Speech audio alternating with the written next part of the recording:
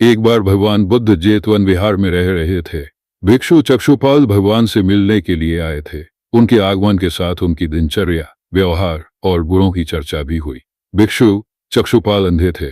एक दिन विहार के कुछ भिक्षुओं ने कुछ मरे हुए कीड़ों को चक्षुपाल की कुटी के बाहर पाया और उन्होंने चक्षुपाल की निंदा करनी शुरू कर दी कि उन्होंने इन जीवित प्राणियों की हत्या की। भगवान बुद्ध ने निंदा कर रहे उन भिक्षुओं को बुलाया और पूछा कि क्या तुमने भिक्षु को कीड़े मारते हुए देखा है?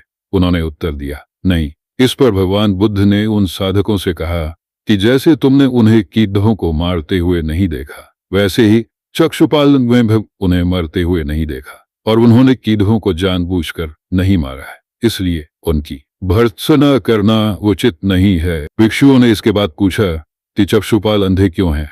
उन्होंने इस जन्म में अथवा पिछले जन्म में क्या पाप किए? भगवान बुद्ध ने चक्षुपाल के बारे में कहा कि वे पूर्व जन्म में एक चिकित्सक थे। एक अंधी स्त्री ने उनसे वादा किया था कि यदि वे उसकी आंखें ठीक कर देंगे तो वह और उसका परिवार उनके दास बन जाएंगे। स्त्री की आंखें ठीक हो गई, पर उसने दासी बनने के भय से यह मानने से इनकार कर दिया। चिकित्सक को तो पता था कि उस स्त्री की आंखें ठीक हो गई है, तो पर स्त्री वह झूठ बोल रही है। उसे सबक सिखाने के लिए या बदला लेने के लिए चक्षुपाल ने दूसरी दवा दी। उस दवा से महिला फिर अंधी हो गई। वह कितना ही रोई पीटी, लेकिन चक्षुपाल जरा भी नहीं पसीजा। इस पाप जन्म में चिकित्सक को अंधा बनना पड़े है।